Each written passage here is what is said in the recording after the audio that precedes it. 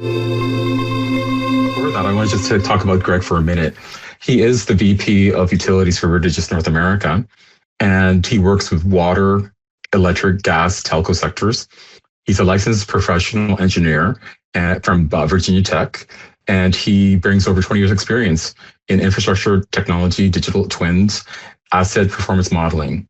Formerly with Autodesk, Water, Infrastructure, and Trinex, Greg combines technical expertise with strategic leadership to help utilities modernize operations through web-based GIS and digital innovations. Yes, I was going to do another poll, but we'll wait on that, Greg. Greg, why don't you go ahead and share your screen? All right, very good. And thanks, Peter. Thanks for the introduction there. I think I want to vault off of a couple of Drew's points to get going. We're going to be talking about NEO and the NEO branding, and the NEO branding is new to us conceptually, but it really encompasses every phase of the network asset lifecycle. That's planning and design, it's construction and installation, it's maintenance, and it's ultimately decommissioning. And the core of the NEO approach, it really started out of problems we've been working to solve for utilities. Utilities have become just a really big priority in both our approach and accommodating development work from our R&D team, from Drew's team. So just to get going, I want to talk a little bit about how we got here. So as Drew mentioned, at VertiGIS, we recently went through and worked with a leading global consultancy, and they helped provide some key market research. And that helped validate the tack we've been taking, and the tack we've really been on for about 3 years at this point. So when you look at utilities, and they're utilities of all types, really across the board, they're focused on a couple things. It's network infrastructure readiness, as well as revenue cost operation. When you look at the readiness aspect of things, that includes the modernization of network capacity. It includes building redundancies and resilience, as well as things like climate risk management and a number of other things that are becoming relevant to utilities, certainly over the past 3 to 5 years. And we really have looked at countless utilities across North America, and we've assessed that these are the things that they're most concerned with right now. But they're also working on revenue cost optimization.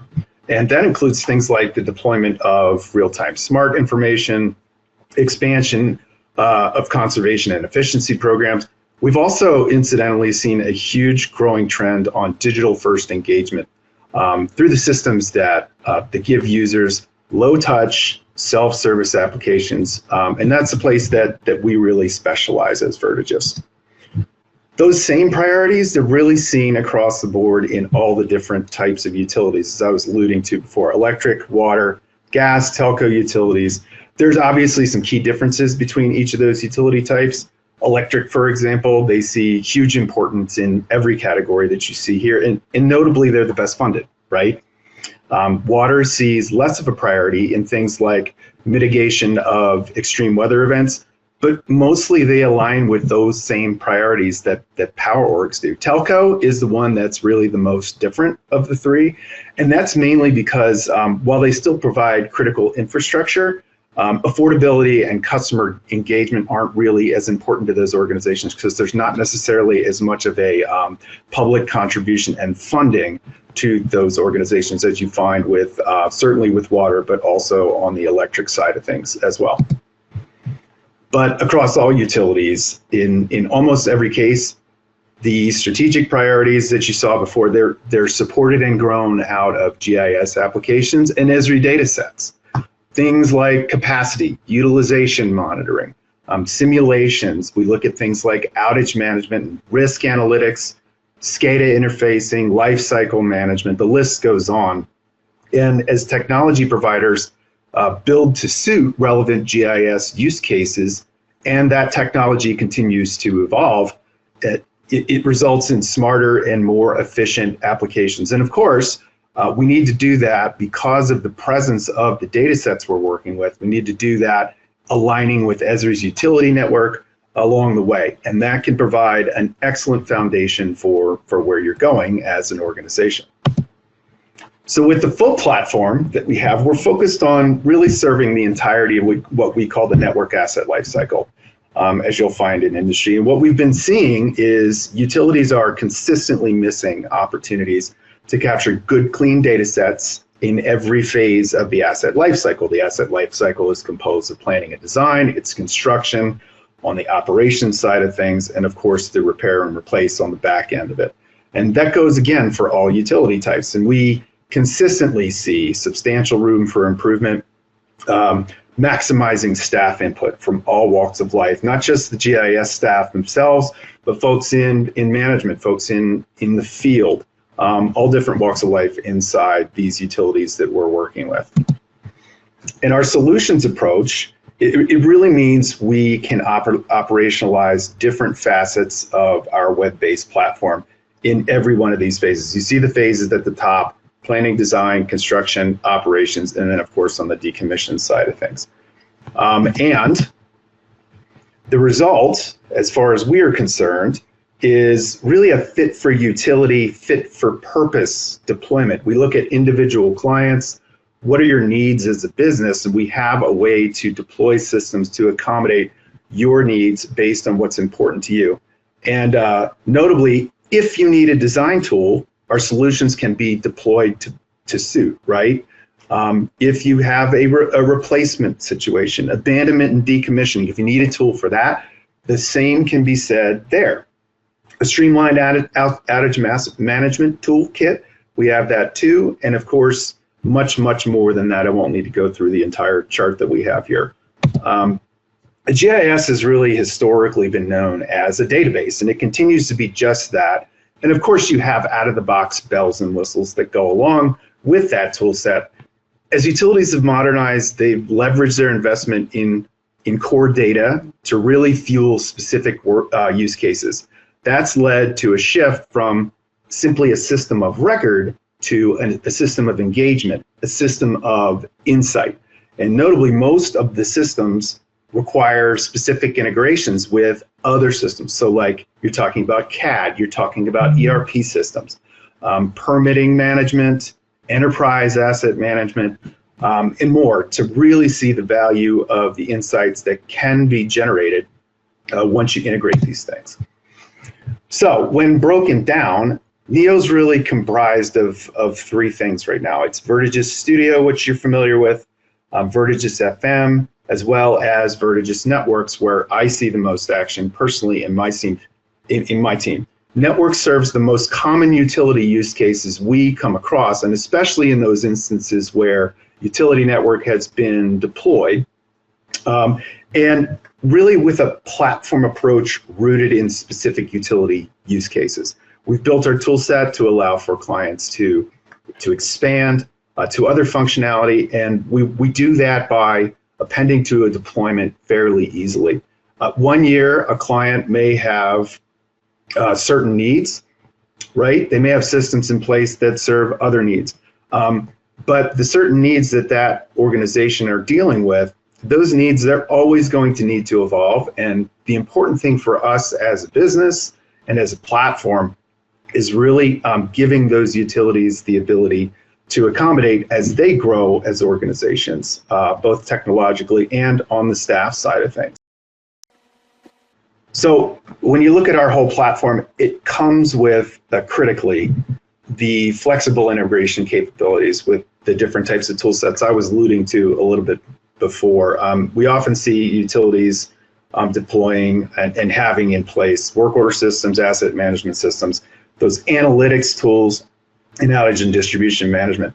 So the important thing for us as we built up networks is to ensure that the platform itself is malleable enough for our clients to be able to support many of the workflows associated with the tools that we integrate with. So it's important for us to continue to support a best-in-class set of APIs to keep utilities up and running as we deploy VertiGIS networks and other parts of the Neo platform. I will say one thing that's really impressed me inside of VertiGIS is our capability, or our are our capabilities on the integration side of things. They really are industry leading. And it's been impressive to see just how flexible they are. So our tool set can really be used in a litany of ways.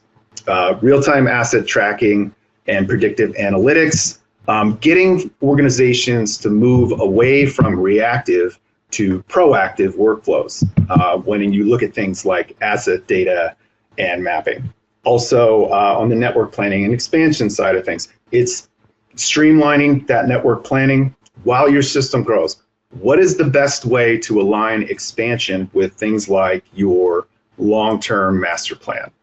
We look at emergency and outage management. What we're looking to do there, of course, is minimizing the amount of time it takes to get service restored if and when your system goes down. And of course, it will. It's part of managing a utility, and it's part of deploying service to your full customer base. And we have additional use cases, of course, that exist for things on the field operations side of things.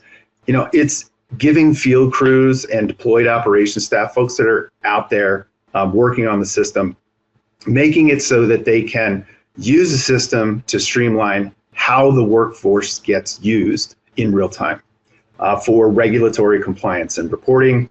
All regulated utilities have to do these sorts of things. And of course, we have the ability to accommodate your needs on the compliance and reporting side of things. And then finally, we've got engagement with customers and continuing to communicate what's going on in the event of upcoming work on the system. How do you interface with your ratepayers? And how does that impact other relevant information inside your business? So really, the flexibility of our toolbox is super critical because while all these things are valuable, not every utility we work with will have an initiative in place at the time they deploy our system to cover all of the use cases we actually can support. Or some of those use cases may already have functional systems in place operationally. And really stitching them together is where the NEO platform itself truly shines. So what's driving adoption of the VertiGIS platform as a whole is really a series of market trends. And I think probably most of you in the room are familiar with some of these trends, and they really center around engagement of GIS data. So first and foremost, UN migration. It has been a hot topic for 8-9 years at this point. It's going to remain a hot topic. We were just at IMGIS recently, other industry-based conferences. It's going to be there for years to come. The value there in the UN is too great not to put the time and effort in to deploy and benefit. And it's a primary reason for why a lot of our clients actually deploy. Infrastructure modernization, I think I touched on that a little bit earlier. Utilities are migrating their infrastructure from desktop to cloud. We're seeing utilities choose a full cloud adoption approach, and this is a huge shift from what we used to see where there was really trepidation with some of these utilities. They like the tried and true, they understand it, but as technology has evolved, as smartphones have evolved, as field devices have evolved, really having tools to suit the needs is critical to moving forward and modernizing. And of course, the need for support of those mobile workflows for field crews, for example. Smart mobile workflows integrated into a singular system, not developed in a box, separate from other applications, is critical. Having that long-term vision and making sure that you can have a singular system, or at least systems that talk to one another, is hypercritical for utilities these days. And the market, there's absolutely a huge demand in the market for AI functionality. Drew is just discussing that right now. That functionality that is really designed to automate different functionalities that you have as a business. So there's no question that migration to UN, it's midstream at the moment. So this slide covers a survey that we performed through a large batch of different utilities types, different sizes, and what we found was that roughly 46% of those utilities are either fully migrated or they're on their way now. I'll tell you just from from personal experience, what we've found as a business is really that those electric and gas organizations, they tend to lead the pack. But even water, wastewater utilities, for the most part, they have the wheels in motion. And really, as you look at the chart here, only 13% of those that were actually surveyed have no migration plan in place. So the vast majority of utilities, they're making their way there. And to fully capitalize on the investment in UN, it's really important to have a plan for how to serve each of the individual use cases that are relevant to your business and relevant to your utility as a whole. High fidelity data models are clearly preferred. Again, this is part of the survey that we wound up doing. The cost of migration for mid-sized utilities is large. It's somewhere in the neighborhood of $500,000 to over $1 million. And there's been this huge market to help companies that wind up going in this direction. So again, the value of UN really comes from ensuring that you can build not just the base, not just the foundation for it, but fit for purpose workflows and accommodating the needs of your utility type, and of course, those you work with inside your organization. So in our study, we solicited input on mobile applications and mobile deployments as well. Many organizations have those type of things already. Some don't. But in the age of smartphones, overall connectedness, for better or worse, mobile functionality continues to grow as a significant value proposition to utilities. In mobile software deployments, they're expected to increase from anywhere between 40 to 80%, and that's just by 2030. So things like real-time data access collection, that's expected to grow as organizations look to become more efficient, and that requires deploying solutions to serve the masses. And that's confirmed again by a series of utilities from the US and really around the globe. So demand is clearly there for web-based functionality across the board. Web-based GIS viewing and editing technology, that continues to be adopted. It's a place that we specialize. We can, of course, attest to that ourselves. But as you look around the room here, as far as those who are attending, the messaging is really coming from other tried and true software vendors as well. We're headed to the cloud. And the take-home message there is really that the cloud-based solution set and VertiGIS networks and our NEO solution set is the right one. Web first, designed to simplify legacy desktop applications and based on the way that things are changing. Web-based tools, they're more robust, adoption is high for these next-gen tools, and really the sky is the limit on the value that we can wind up deriving from such solutions. So there's been a true renaissance over the previous 20 years or so as GIS has become a huge part of owning and running a utility. However, updating network asset data, that can be arduous, as you all know, especially in a UN deployment, though it is worth the investment. Modern web and mobile applications give utilities the ability to ensure currency in their data, allowing the capture of network data in the field, insisting on the accuracy of that field capture data, giving utilities the ability to gatekeep that information until it enters production. And then, of course, the ability to work quickly in the field, not waiting around for paperwork, not waiting around for software deliverables, things like this. It's all about connectedness. So we really believe that the key to success in this initiative is simplifying the GIS experience and expanding its reach inside a given user base. And there's not really much that's out there which stands up as a direct competitor to VertiGIS's platform, which is kind of cool. So we recognize utilities, they face immense challenges in maintaining all these different applications. And our tool set offers those organizations different ways to see contributions, again, from those non-GIS users, as we've discussed. Simplifying business processes. And we often do that by stitching together the workflows from different applications, or even actually integrating those systems. This leads to simplified and optimized GIS-related workflows and a higher level of contribution and input from your utility staff as a whole. And of course, that yields a reduced cost and ownership for what are typically disparate systems as a whole, as we've seen in the past. So the the VertiGIS Networks architecture is split into 5 functional columns. You see them in green here. And incidentally, that's also how we license our full tool set.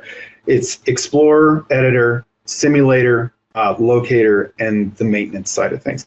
And each of those tools can actually be paired with a specific network domain package, which we've designed. And we've designed those based on what type of utility you are running. Obviously, we show water, gas, electricity, and telco over there.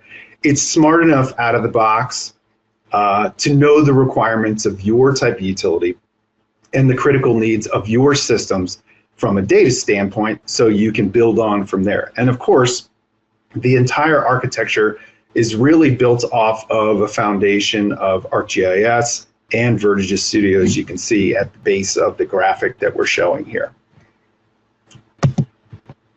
So for Networks Explorer and digging deeper into the architecture itself, recall this is one of the columns that you just saw in green on the previous slide. Networks Explorer is really there to allow you to visualize your data, export it, share it, trace on the physical and logical network, to get you to the point where you can plan and respond to outages on the network in real time. And then, of course, managing internal and external communications. So again, Explorer is your window into your system, not necessarily there as an editor, but just kind of see what's going on in the system overall.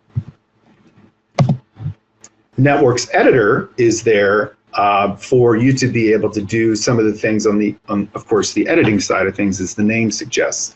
It's detailed as-built network documentation, and the design of the toolset is really to allow you to be able to do that both in the office as well as out in the field. It's management of jobs, sessions, different versions, and of course the work assignments that go along with the day-to-day workflows your utility is completing. And of course, editing with confidence with some easy-to-use interfaces. We do things like conflict detection and resolution. And one of the great things about our tool set is that, and we and Esri are big proponents of this. When you look at ArcGIS Pro as a whole, it's very complex. It's overkill for a lot of editors, especially for folks who are outside the GIS world. Networks Editor is super simplified to be able to be configured for those roles inside your utility that don't necessarily need ArcGIS Pro as the primary editing tool. The simulator, of course, allows for the planning and scheduling of network expansion projects. It comes with cost calculations. It comes with your ability to manage construction phases, different scenarios along the way as you're putting infrastructure into the ground, and some neat functionality, critical functionality, I would argue, for doing things like printing bill of materials reports. And then lastly, excuse me, one more. Locator is a critical integration with 811 systems. So for the most part, the US folks are operating 811 systems. It gives you the ability to provide automated location response, call before you dig management, and then of course integration with those very, very common state 811 providers, and obviously the integrations with those as well. And lastly, maintenance. Maintenance you're going to be seeing a lot more of here within North America. Maintenance in and of itself, again, that was the last column on the slide that overviewed the full solution set. It's a full-on asset management system. And to date, we've not done a lot to work with this tool set stateside. You're going to see a lot more of this in the US and Canada markets. It's been a huge success for us in different parts of the globe, but to be honest, it's been a bit of a crowded market for us, and we've only just recently made the decision that we're going to be pursuing opportunities here domestically to suit the needs of folks who are looking for true asset management solutions. So it's there to manage maintenance work orders and inspections. And the neat thing about maintenance in and of itself is that it is out there. It can handle horizontal assets, it can handle vertical assets, and it does so in a singular platform. So when we talk about horizontal assets, of course, we're talking about the linear infrastructure that's in the ground, its valves, its pipes, the actual infrastructure that's typically the buried infrastructure. When we talk about vertical assets, we're really talking about things like plants and facilities, things that contain hierarchies top down. This building contains these assets contain these sub-assets, so on and so forth. But this is an exciting move for us really as a business at VertiGIS because we have some industry-leading technologies, and we've seen some changes in the market space that have really led us to start trying to assist clients as they pursue their own asset management goals inside their business. So look, to wrap, the way you transition to a modern system, it's really experienced through your system of engagement. Not every utility has folks across the board that have a GIS related degree or even trained in that. It's not even close. But how can we make GIS information valuable to those outside of GIS, but inside utilities? That's really the core of how we've been developing our tool set for the past 3-4 years. Realistically, though, the core underlying systems driving how modern utilities really operate, they have their foundation in GIS, especially in those wastewater organizations, but also in electric and gas as well. And the foundational approach that we take really focuses on how to maximize the value you get from a utility's full staff and not just those associated GIS teams. Those people are critical, but it's all about getting contributions and value to folks that sit outside the GIS team. And those folks who are really looking to transition to a modern network information management system. And that's experienced by your organization through applications and creative ways to interface, which we feel like we have an incredibly good beat on as VertiGIS as a whole. So with that, thank you again. Enjoy the rest of GIS Day. And I'm going to toss back to Peter. I think, Peter, do we have a yes, poll? we do. We do have a poll question. And while that's running, why don't we open it for questions? So I'm just going to go and launch the poll. The poll question is, which network management capability is most critical to your organization? I know that not everyone is a networks kind of organization, but if you are, or if you're familiar with that as a business process, please do take a look at this question and answer that. And I think that it does, whether it's network management or other kinds of management, I think a lot of these things are applicable.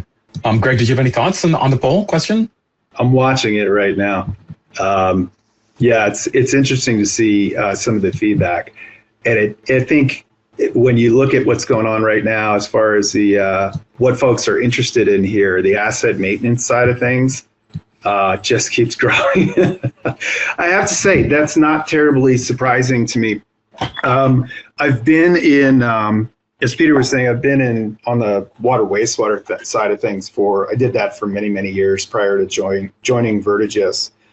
And asset maintenance is really critical to how utilities operate. People have deployed all sorts of asset maintenance tool sets over the years. But what we're finding right now, and I can see it with my own eyes through folks that we have brought on board, there is a huge need on the asset maintenance side of things because, for better or worse, you've got conglomerates that are being built, mom and pop shops that were kind of there serving folks in the utilities industry and that have a pretty large market share and big user communities. And you're seeing changes in those organizations, lots of mergers and acquisitions that are basically forcing the issue on transitioning to different tool sets than the ones they're used to. So I can't say I'm terribly surprised at that at all. Okay, so we're going to go to questions. Paul, were there any questions that came in? Yeah, just kind of comparing VertiGIS Studio with VertiGIS Networks. A couple of questions here on the general difference between Studio and Networks, and if you need a Studio license to use Networks. Yeah, in a lot of cases, you do need a Studio license to use Networks. That's how you get the biggest benefit. And candidly, that's one of the reasons we represent how we deploy our tool set with the full Neo branding, if you will. So not absolutely critical, but in most cases, it goes along. Excellent. Thank you for that, Greg. Were there any other questions, Paul? No, that was it. Excellent. Thank you. So you see, asset management or asset maintenance, my apologies, was very much kind of like by far and away 70%. That is remarkable. But again, Greg, your experience and knowledge, it tracks with what you know. So thank you for your presentation. Very well done. Thank you so much.